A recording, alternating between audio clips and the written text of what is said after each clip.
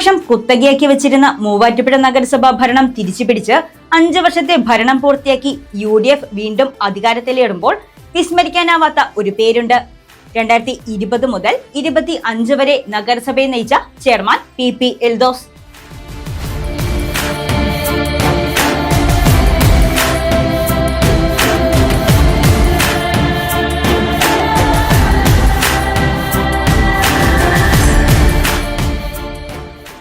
UDF നേടിയ ചരിത്ര വിജയത്തിന്റെ മുഴുവൻ ക്രെഡിറ്റും ചെയർമാൻ PP എൽദോസിന് അവകാശപ്പെട്ടതാണ്.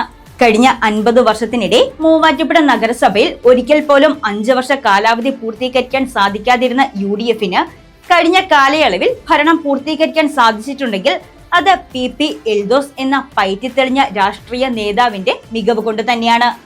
മൂവാറ്റുപുഴയിലെ മുതിർന്ന നേതാക്കളോടൊപ്പം കോൺഗ്രസ് സംഘടനാ രംഗത്ത് താഴെത്തട്ട് മുതൽ പ്രവർത്തിച്ചു വന്ന പ്രവർത്തകനിൽ നിന്നും മെയ്വഴക്കമുള്ള നേതാവിലേക്ക് പരുവപ്പെടുകയായിരുന്നു കഴിഞ്ഞ 5 വർഷങ്ങൾ കൊണ്ട് PP എന്ന ചുരുക്കപ്പേരിൽ അറിയപ്പെടുന്ന PP എൽദോസ്.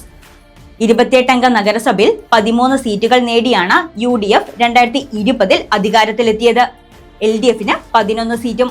LDFനേക്കാൾ 2 സീറ്റുകൾ മാത്രം അധികമുണ്ടായിരുന്ന UDF ഭരണത്തെ താഴെ ഇറക്കാനോ പ്രതിസന്ധിയിലാക്കാനോ ശ്രമിക്കാൻ പോലും പ്രതിപക്ഷത്തിന് അവസരം നൽകാതെയാണ് ചെയർമാൻ നഗരസഭാ ഭരണം പൂർത്തിയാക്കിയത്. കൂടുതൽ സീറ്റുകൾ നേടി ഭരണ തുടർച്ച ഉറപ്പാക്കുകയും ചെയ്തു. 2022 13ാം വാർഡിൽ UDF കൗൺസിലറായി തെരഞ്ഞെടുക്കപ്പെട്ട പ്രമീള ഗിരീഷ് കുമാറിന്റെ കൂറുമാറ്റത്തെ തുടർന്നുണ്ടായ പ്രമാദമായ സംഭവ വികാസങ്ങളിൽ പോലും അടിപതറാതെ UDFന്റെ ഭരണസമിതിയെ പിടിച്ചു നിർത്താൻ എൽദോസിന് സാധിച്ചു. നഗരസഭാ ശ്മശാനം, ഡംപിംഗ് യാർഡ് ഉൾപ്പെടെയുള്ള പദ്ധതികളുടെ നടത്തിപ്പുമായി ബന്ധപ്പെട്ട് പ്രതിപക്ഷം ആരോപണങ്ങൾ ഉയർത്തിയെങ്കിലും അവിടെയും PP എൽദോസ് പതറിയില്ല.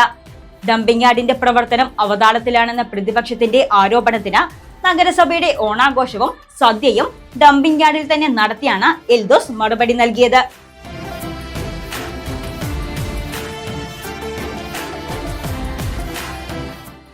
ഭരണകക്ഷിയിൽ തന്നെയുണ്ടായ ചെറുതും വലുതുമായ അസ്വാരസ്യങ്ങൾ നഗരസഭാ ഭരണത്തെ ബാധിക്കാത്ത വിധം കൈകാര്യം ചെയ്യുമ്പോൾ അനുഭവ പരിചയവും നയതന്ത്രവും തുറന്ന നിലപാടുകളുമുള്ള PP എൽദോസ് എന്ന നേതാവിനെയാണ് ജനം കണ്ടത്.